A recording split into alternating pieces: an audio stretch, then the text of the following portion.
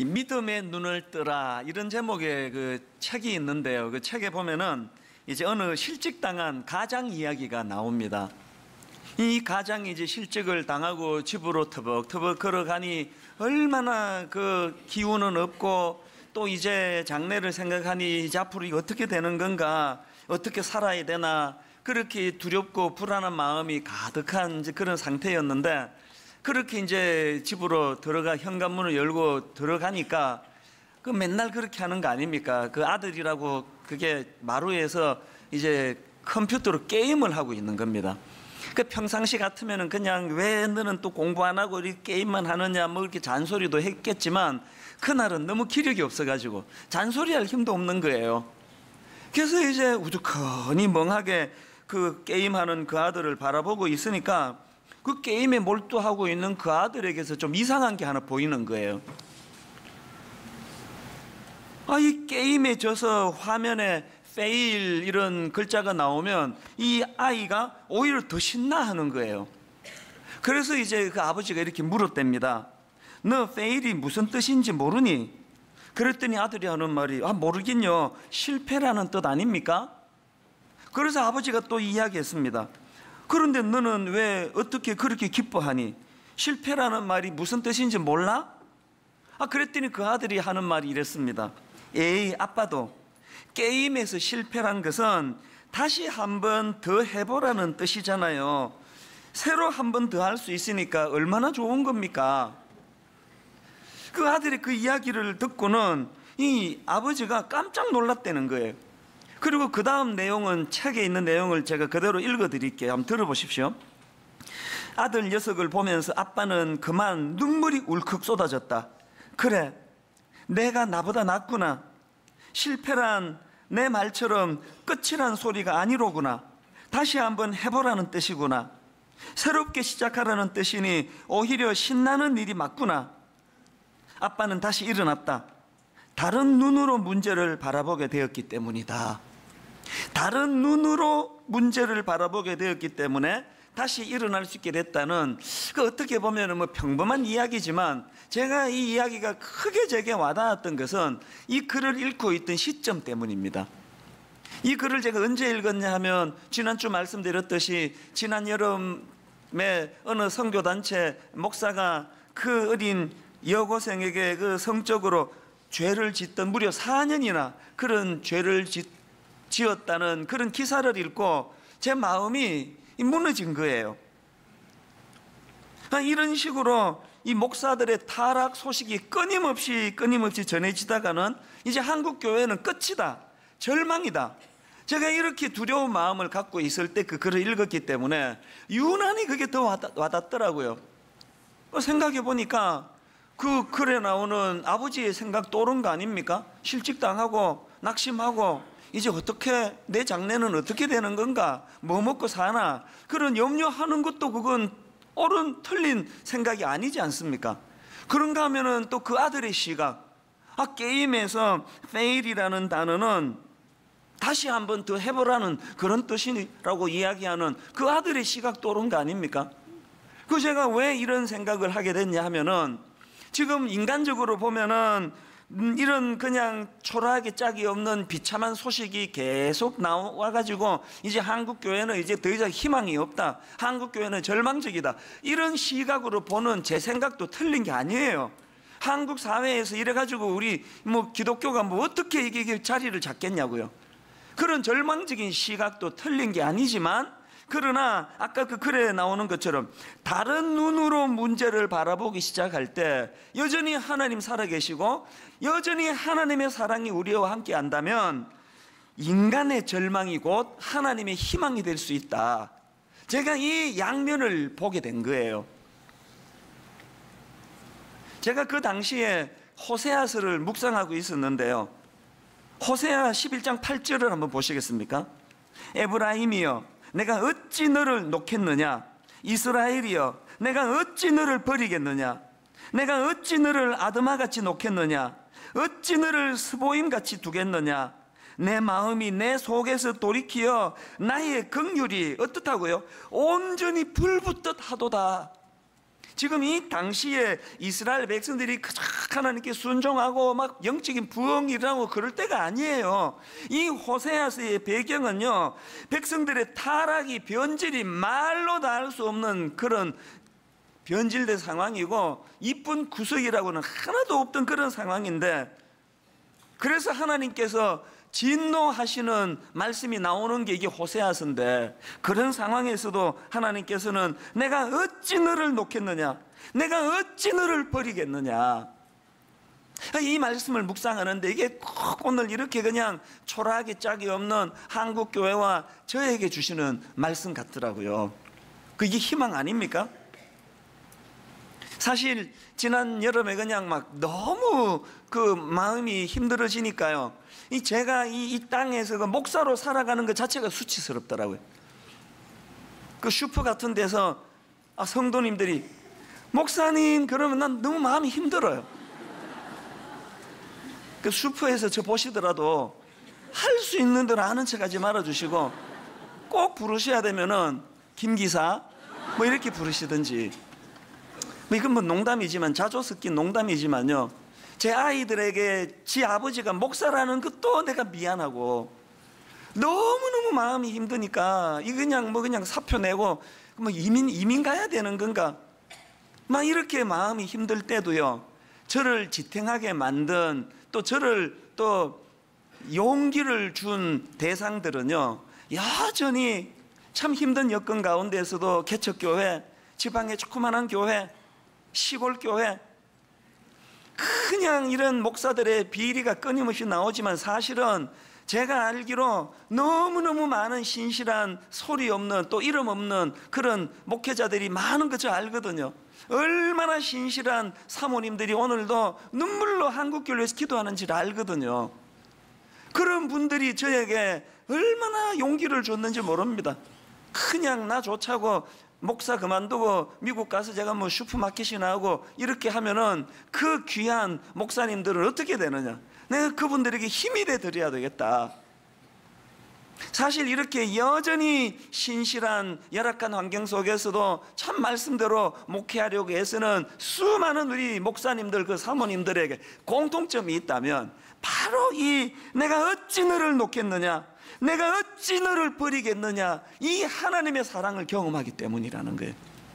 그런데 여기서 중요한 게 하나 있는데요, 이렇게 포기하지 아니하시는 하나님의 사랑을 우리가 경험하려면 얼렁뚱땅, 설렁설렁 이거는 안 됩니다.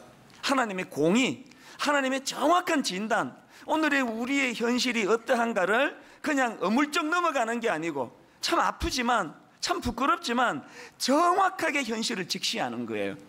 그런 맥락에서 이 호세아서는 그 당시 이스라엘 백성들을 향한 하나님의 진단으로 말씀이 시작되는 게 이 호세아서입니다. 호세아 4장 1절 2절 말씀을 한번 보시겠습니까? 이스라엘 자손들아, 여호와의 말씀을 들으라. 여호와께서 이 땅 주민과 논쟁하시나니 이 땅에는 진실도 없고 인애도 없고 하나님을 아는 지식도 없고 오직 저주와 속임과 살인과 도둑질과 간음뿐이요 포악하여 피가 피를 뒤엄이라. 지금 하나님이 보시는 본문 당시의 이스라엘 백성들의 상황은요, 한마디로 중병이라는 거예요. 이건 죽게 됐다는 거예요. 성한 데가 한 군데도 없다는 거예요. 그래서 제가 오늘 호세아서 첫 시간 첫날에요, 그 당시 이스라엘 백성들이 가졌던 문제점에 대해서 좀 분석을 하고, 그리고 이제 이 하나님의 사랑에 대해서 이제 다음 주일부터 구체적으로 좀 살펴보려고 하는데요. 자, 첫째로요, 그 당시 이스라엘 백성들이 가졌던 문제점이 두 가지가 있는데, 그 중에 하나가 뭐냐, 크게 음란함이라고 진단하시는 하나님이에요. 자, 오늘 본문 2절을 한번 우리 같이 한번 읽어보시겠습니까? 여호와께서 처음 호세아에게 말씀하실 때 여호와께서 호세아에게 이르시되 너는 가서 음란한 여자를 맞이하여 음란한 자식을 낳으라. 이 나라가 여호와를 떠나 크게 음란함이니라. 앞에서 말씀드렸듯이 호세아서는 하나님의 정확한 진단으로부터 시작되는 말씀이에요. 하나님이 그 시대 이스라엘 백성들에게 어떤 진단을 내립니까? 이 나라가 여호와를 떠나 크게 음란했다. 이게 하나님의 진단이에요. 그래서 여기서 이제 이 엄난하다는 게 뭔지를 아는 게 중요한데요. 여기 나오는 이 엄난이라는 단어는 원어로 보면 자나라는 단어인데요. 이 단어는 뭐 글자 그대로 그냥 우리말로도 간음하다, 또 엄난한 행동을 하다, 뭐 이런 뜻을 가진 단어인데, 여기서 여러분 이 단어의 중요한 포인트가 뭐냐면은, 이 단어는 기본적으로 약속을 지키지 않는 불성실함을 나타내는 단어라는 거예요. 그렇기 때문에 이 자나, 엄난을 뜻하는 이 자나라는 단어가 인간과 하나님의 관계적인 측면으로 이 단어가 사용되면은요, 하나님의 언약을 깨뜨리고 하나님 외에 다른 신을 섬기는 배도 행위를 설명할 때 사용되는 단어고요. 그런가 하면은 이 자나라는 단어가 나와 너, 우리 인간들 간의 이 관계적인 측면으로 이 단어가 사용되면은, 이 단어는 이런 뜻입니다. 배우자 외에 다른 이성과 육체적인 관계를 맺는 짓, 행위, 이게 자나예요.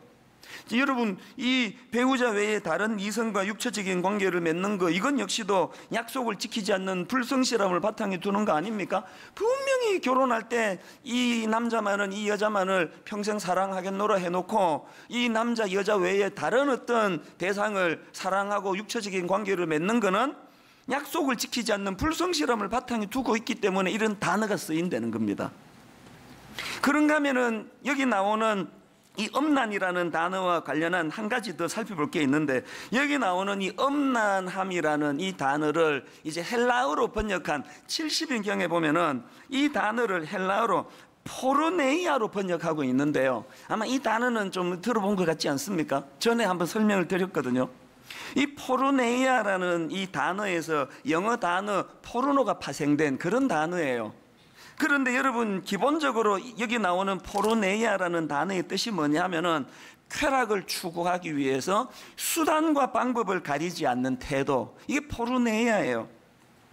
자, 그러니까 지금 2절에서 하나님께서 이 온 나라가 지금 엄난한 상태다라고 말씀하시는데, 이때 나오는 이 엄난은 크게 두 갈래로 설명할 수 있는 거예요. 하나는 영적인 엄난함, 그런가 하면 또 하나는 육신적인 엄난함, 이렇게 육적인 엄난함으로 나눌 수가 있거든요.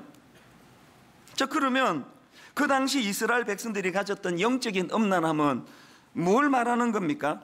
그 배경을 설명해 드리면 이런 겁니다.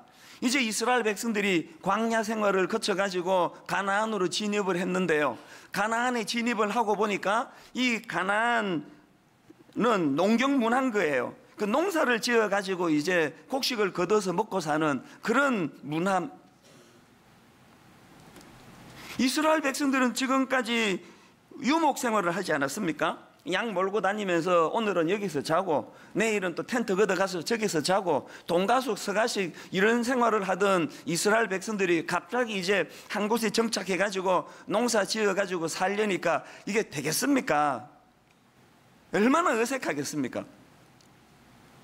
그런데 그 가나안 원주민들이 농사 참 잘 짓고 하는 게 너무 부러운데, 그 원주민들이 하는 이야기가 너희들 농사 잘 지으려면은 피를 주관하는 바알신을 섬겨야 된다는 거예요.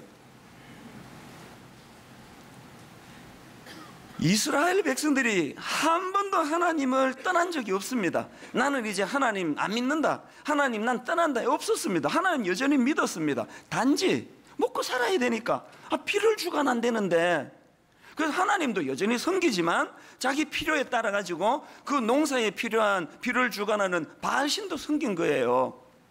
자기들은 한 번도 하나님을 떠난 적이 없다고 생각하지만 하나님은 이 상태를 엄난하며 영적인 엄난의 상태라는 겁니다.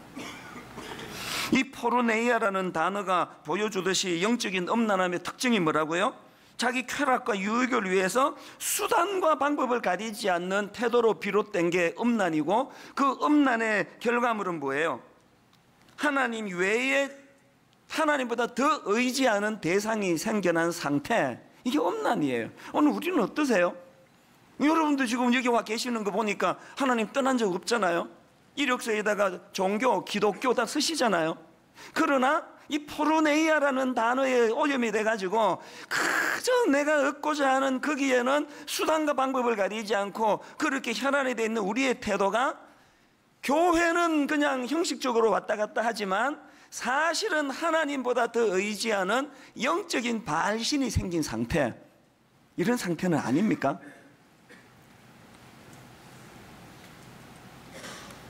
이 영적인 음란함이 왜 위험한가 하면요, 이 영적인 음란함은 우리 전 생활에 영향을 미치는데 이게 육적인 음란함으로 연결이 된다는 거예요. 제가 앞에서 바알신은 그 농사를 위해서 그 비를 주관하는 신이라고 말씀을 드렸는데, 그 당시 이 바알 종교는 그 포인트가 뭐냐 하면은요, 이제 농사를 잘 짓기 위해서 이제 비를 이제 바알신이 내려 주셔야 되는데, 그런데 그 비를 어떻게 이해했는가 하면은, 바알신에게는 아스다롯 여신이라는 파트너가 있었는데요, 그들이 생각하는 비가 뭐냐 하면은, 이 애들이 있고 그래가지고 좀 민망하긴 한데, 이 그 바알신하고 그 파트너 아스다롯 여신이 성행위를 할 때 그때 나오는 분비물이 비라는 거예요. 하여튼 좀 더러운 얘기예요. 그래가지고 그들이 그 행하는 그 제사 제의의식이 뭐냐 하면은요, 그 거룩한 창녀로 불리우던 여사제가 있었는데, 그 여사제가 제단에서 남자들과 이제 성행위를, 이제 이게 의식이에요. 그 남자들과 성행위를 가지면 이제 위에 계신 바알신이 그거 보고 충동이 느껴져 가지고 못 참겠다 그래서 나도 하자. 그래서 이제 그 아스다롯 여신하고 바알신이 성관계를 가지면은 이제 비가 온다. 이게 그들이 믿던 그 신앙의 핵심이에요. 이게 얼마나 이 유치하고 이게 지저분한 이야기입니까? 하나님 왜 분노하십니까? 아무리 급해도 그렇지. 어떻게 하나님을 믿는 택한 백성이라는 자들이 이런 저질 종교의 영향을 받을 수 있느냐는 거예요. 여러분 다 아시지만요, 지금 이 세상에서 통용되고 있는 거의 대부분의 문화는 기본적으로 바로 이 포르네이아를 바탕으로 하는 거 아닙니까? 끝간데 없는 내 어떤 탐심, 내 탐욕을 목마르게 추구하고 있는 게 이게 이 세상의 문화 아닙니까? 그래서 그 결과물로 나타나는 두드러진 현상이 성적인 타락 아닙니까?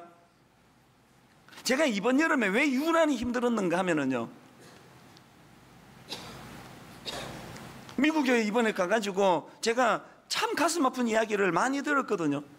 지금 미국 사회가 지금 이 동성 결혼이라는 이 큰 축으로 말미암아 지금 막 근간이 흔들리고 있다는 거예요. 그럼 누가 그런 얘기 해주더라고요. 지금 미국 대학가는요, 남녀 화장실 구분을 다 없애고 있는 추세래요. 남자 화장실, 여자 화장실 다 지금 통폐합하고 있답니다. 그럼 왜 그러는데요? 물었더니요, 그 동성 연애 하시는 분들이 민망할까봐. 그래서 이게 지금 화장실이 지금 이제 구분이 없애지는 이런 추세라는 거예요. 그 또 어떤 분이 저한테 참 믿기 어려운 이야기 해주셨는데요. 미국의 굉장한 명문대학이에요. 그 명문대학 기숙사에서 학생들이 데모를 했대요. 무슨 데모를 했느냐 하니까, 아니 왜 기숙사 이제 2인 1실을 말하겠죠? 왜 기숙사에 왜 파트너를 남자는 남자끼리 여자는 여자끼리 이렇게 배정하느냐는 게, 아니 지금 동성 연애자들이 남자 여자끼리 그런 성적인 행위를 다 하는데 왜 기숙사를 남남 여여 이렇게 구분하느냐. 그래서 막 데모를 해가지고요, 그게 통과가 돼가지고 그 명문대학교에서 1학년 때는 이제 학교가 배정해 주는 대로 남자 여자 이렇게 이제 그 룸메이트를 정하는데, 2학년 들어가면은 파트너를 자기가 정한대요. 이 남자가 난 저 여자랑 하고 싶다, 이 여자를 배정해 달라. 이게 어떻게 돌아가고 있는 겁니까, 이 세상이? 기준이 지금 다 흔들리고 있는 중이거든요. 이게 우리는 또 미국 문화 영향을 많이 받는 나라니까, 이게 이제 몇 년 지나면 또 이게 또 이제 우리 대학가도 이렇게 되는 거 아닌가? 이제 그런 근심을 하면서 한국으로 왔더니, 한국에 돌아오고 이틀 만에 그 선교단체 목사가 여고생에게 성적으로 그렇게 4년이나 그런 죄를 지었다는, 이게 제 마음을 무너지게 만든 거예요. 오늘 하나님이 만약에 분당 우리 교회를 진단해 주신다면, 오늘 하나님이 만약에 한국 교회를 진단해 주신다면 2절에 나오는 그 말씀 그대로 진단할 것 같은데요, 이 나라가 지금 음란하다, 영적으로 육적으로. 그런가 하면은 두 번째로 이스라엘 백성들이 가진 문제점이 하나 더 있는데요. 지금 하나님께서는 그들을 향해 너희들이 지금 이 나라가 크게 엄난한 상황이다 그렇게 말씀하시는데, 이스라엘 백성들은 그 하나님의 지적에 동의를 하지 않는 거예요. 이 호세아서 곳곳에 그런 그 이미지를 주는 말씀이 많은데요. 그 중에 한번 호세아 12장 8절을 한번 보십시오. 에브라임이 말하기를 나는 실로 부자라, 내가 재물을 얻었는데 내가 수고한 모든 것 중에서 죄라 할 만한 불의를 내게서 찾아낼 자가 없으리라. 무슨 문제냐는 거예요. 지금 하나님은 분명히 지금 너희들이 지금 중병이다 문제를 제기하시는데요, 동의가 안 되는 거예요. 이 더 큰 문제 아닙니까? 지난 주 목요일 날 무슨 일이 있었냐 하면은요, 세월이 얼마나 빠른지 옥하는 목사님이 돌아가신 지가 벌써 6년이 됐습니다. 그래서 이제 6주년을 맞이해 가지고 사랑의 교회에서 옥하는 목사님 밑에서 부교역자 생활하던 저희들이 이제 옥 목사님 산소를 방문했습니다. 그리고는 이제 거기서 같이 이제 예배를 드렸는데요, 이제 그 사회를 보는 그 선배 목사님이 이제 이런 농담 우스갯소리를 하는 거예요. 자기가 이렇게 참석한 사람을 쓱 둘러보니까 옛날에 옥 목사님한테 엄청 깨지던 사람은 다 왔다는 거예요. 옥 목사님께 혼났던 사람만 주로 여기 모인 것 같습니다. 그런 농담을 해서 다 웃었는데, 저는 그 말이 너무 감동이 되는 거예요. 계속 그 예배를 드리는 동안에 너무 감동이 되는 거예요. 사실 우리 부교역자 시절에 옥 목사님이 진짜 무서웠거든요. 화요일 아침에 교역자 회의 때는 그냥 말로 표현을 못해요.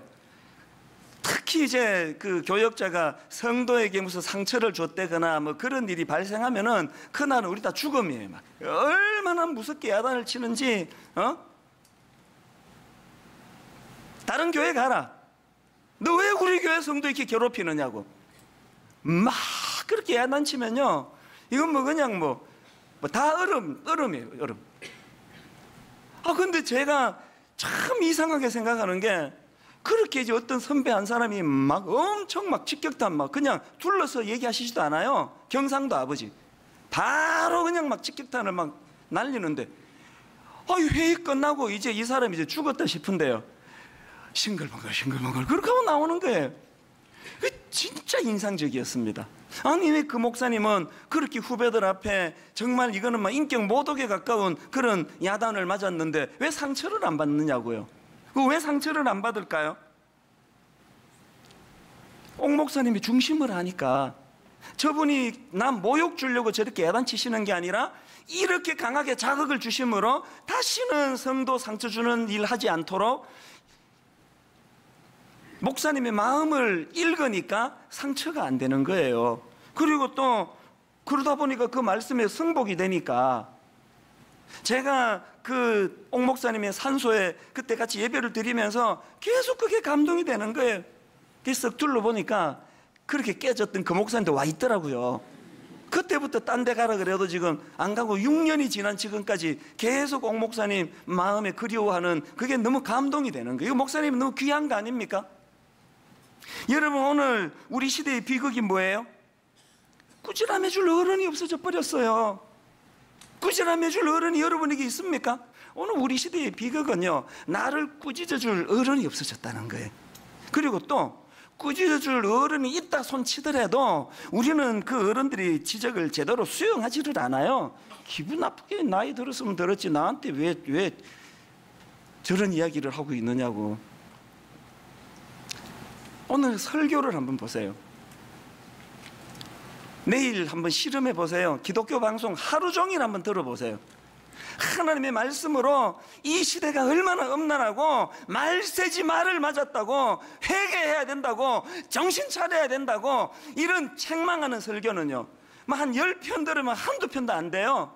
전부 축복합니다, 사랑합니다, 죄를 짓거나 말거나 그건 난 모르겠고 하나님이 잘 되게 해주실 거예요. 왜 이렇게 책망하는 설교가 없어졌을까요? 해봐야 안 듣는데 뭘. 해봐야 그냥 기분이나 나쁘고 아이 뭐 슬슬 교회나 옮겨야 되겠다 이런 생각이나 하니까 책망이 더 없어졌어요. 지금 또 그냥 또 여러분이 또 마음의 부담 뻔히 다 알아요.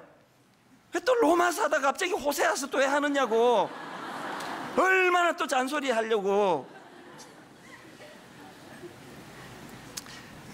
우리가 하나님 앞에 말이에요, 이 하나님의 말씀도 안 들리는 이 혼미한 시대인데 말씀이 들려도 말씀으로 순종하지 않는, 이게 오늘 딱 이스라엘 백성들의 상황 아닙니까?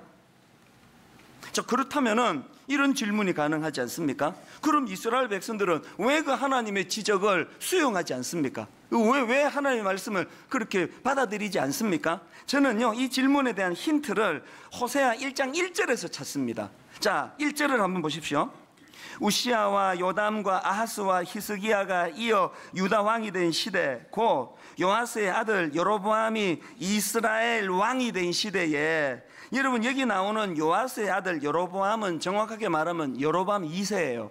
제가 자료를 찾아보니까요, 이 여로보암 2세가 나라를 다스리던 그 시대는요, 경제적으로 막 엄청난 부를 축적하던 때래요. 그리고 또 정치적으로도 영토가 확장이 돼가지고 예전에 다윗 왕과 솔로몬 왕 시대의 국경을 거의 회복할 정도로 그렇게 번성하던 때라는 거예요. 왜 이스라엘 백성들이 하나님께서 니들이 지금 중병이다, 영육간에 지금 엄난하다, 이 말씀을 수용 안 했을까요? 왜 안 했을까요? 잘 되고 있는데 뭘 자꾸 그렇게 잔소리 하느냐는 거 아닙니까? 이만큼 잘 먹고 잘 살게 되고 영토도 확장이 되는데, 저는 이 호세아 4장 7절 말씀이 아파요. 그들은 번성할수록 내게 범죄하니, 그들은 번성할수록 내게 범죄하니. 그 다음 호세아 13장 5절 6절 말씀은 더 아파요. 하나님의 탄식을 한번 들어보세요. 내가 광야 마른 땅에서 너를 알았거늘 그들이 먹여준 대로 배가 불렀고 배가 부르니 그들의 마음이 교만하여 이로 말미암아 나를 잊었느니라. 이걸 그 세 번역으로 제가 읽으면서 하나님의 심정이 너무 아팠습니다. 세 번역을 한번 보시겠습니까? 나는 저 광야에서, 그 메마른 땅에서 너희를 먹이고 살렸다. 그들을 잘 먹였더니 먹는 대로 배가 불렀고 배가 부를수록 마음이 교만해지더니 마침내 나를 잊었다. 우리 이야기 아닙니까? 60년대 70년대 보릿고개 기억하십니까? 대한민국이 어쩌다가 이만큼 잘 사는 나라가 됐는지 벌써 잊으셨습니까? 어떻게 됐다고요? 그들을 잘 먹였더니 먹는 대로 배가 불렀고 배가 부를수록 마음이 교만해지더니 마침내 나를 잊었다. 하나님의 존재 자체를 그냥 없는 것처럼 치부하는데 그 하나님의 말씀에 뭘 귀를 기울이겠냐고요. 이게 오늘 우리 아닙니까? 아닙니까? 여러분, 병 중에서 가장 심각한 병이 자각 증세가 없는 병이라는 거, 저 이거 경험한 사람이에요. 이제 이 문제가 다 해결됐으니까 뭐 오픈할 수 있지만요, 몇 년 전에 병원에 우리 교회에 그 의사 장로님이 계시잖아요. 무슨 그 엑스레이인가 뭔가 뭐 그거를 보시고는 큰일 났다고 막 빨리 오라 그래가지고요, 또 보호자랑 같이 오라 그러더라고요. 그 어떻게 된 영문인가 했더니 이 심장으로 연결되는 큰 혈관이 뭐 3갈래가 있는데 그 중에 한 갈래가 혈관이 3분의 2인가가 막혔대요. 제 증상이 무통증 협심증이에요. 보통은 이 정도 되면은 막 숨이 가쁘고 아프고 힘들어야 되는데 전 그게 증세가 없었습니다. 그때도 막 자전거 막 한 4시간씩 타고 막 등산도 하고 다 했는데 저는 통증이 없었거든요. 제가 60년대 살았으면요, 이렇게 하다가 자다가 가는 거예요. 바로 전혀 자각이 없었으니까. 그래가지고 병원에 그때 이 손목으로 뭐 무슨 혈관으로 그 기계 막 집어넣어가지고 막 그냥 막 손목이 화끈거리고 그 기억이 잊혀지지가 않아요. 여러분, 이런 면에서 고통은 축복이에요. 통증을 느낄 수 있다는 건 축복이에요. 특히 내 영적인 내 이 상태 때문에 죄로 인한 통증을 느낄 수 있다는 건 그건 축복입니다. 저는 이번 이 호세아서 말씀을 통해서 저와 여러분에게 그동안 우리가 무통증 협심증 정세, 영적으로 그 정세를 알았다면 통증이 있는 협심증이기를 바랍니다. 조금만 혈관이 막혀도 숨이 가빠서 견딜 수 없도록 자각 정세가 있는 거, 그거 어떻게 하면 좋습니까? 이제 우리가 하나님의 말씀을 묵상해야죠. 말씀을 읽어야죠. 또 설교를 들어야죠. 그리고 말씀을 통해 내 자신을 조명하고 하나님이 저에게 알려주시는 그 말씀대로 어떻게 해야 됩니까? 회개하고 돌이켜야죠. 이 호세아서를 주신 목적이 그거 아닙니까? 호세아 6장 1절, 오라 우리가 여호와께로 돌아가자. 여호와께서 우리를 찢으셨으나 범죄함으로 징계를 받고 가슴이 아프고 마음이 무너지고 어쩔 줄 몰라 하는 초라한 자리에 빠진다 할지라도 오라 우리가 여호와께로 돌아가자. 여호와께서 찢으셨으나 도로 낫게 하실 것이요 우리를 치셨으나 싸매어 주실 것입니다. 이 확신을 회복하는 게 이게 믿음이에요. 아프지만 인정 안 하고 싶지만 하나님 제가 영적으로 병이 들었습니다. 인정 안 하고 싶지만 겉으로 보기에 나는 그런 죄 안 지은 것 같은데 하나님 내가 교만합니다. 내 마음에 교만이 자리 잡고 있습니다. 결론을 맺으면서 저는 이 설교를 준비하는 내내 상암 경기장에서 그때 옥하는 목사님이 절규하시며 하던 그 설교 말씀이 계속 쟁쟁거리는 거예요. 그때 이미 은퇴하시고 사실은 그 당시로 육신적으로 목사님이 병이 깊은 상태였습니다. 그 70 넘으신 어른이 한국교회를 향해서 두 손을 높이 들고 주여 한국교회를 살려주옵소서, 한국교회를 살려주옵소서. 그리고는 기도할 때 그 충격적인 한 말씀 기억나시죠? 이놈이 죄인입니다. 이놈이 죄인입니다. 이놈이 한국교회를 망쳐놓은 주범입니다. 오늘 우리 시대에 이런 눈물의 어른이 잘 보이지 않는데요, 옥하는 목사님이 다시 돌아오지 않습니다. 이제 제가, 여러분이 그 역할을 하셔야 돼요. 자꾸 누구 비난하고 탓하는 이것도 필요하지만 하나님 이놈이 죄인입니다. 나는 그런 짓 안 한 것처럼 그렇게 하고 그냥 시침이 뚝 따고 살아가지만 내 내면은 하나님이 싫어하시는 교만의 병에 걸려 있습니다. 분당 우리 교회 호세아서 말씀이 선포되는 내내 이 놀라운 은혜와 역사가 있기를 주님 이름으로 축복합니다. 우리 주 예수 그리스도의 은혜와 하나님 아버지의 다함없는 사랑과 성령님의 감동, 감화, 위로, 교통, 충만하심의 역사가 죄로 낙심하고 힘든 상황 가운데서도 하나님의 영원하신 그 사랑, 나를 견인하는 그 사랑 마음에 담고 힘 얻어 달려가기로 다짐하는 모든 주의 자녀들 머리 위에 지금부터 영원토록 함께 하시기를 간절히 축원하옵나이다. 아멘.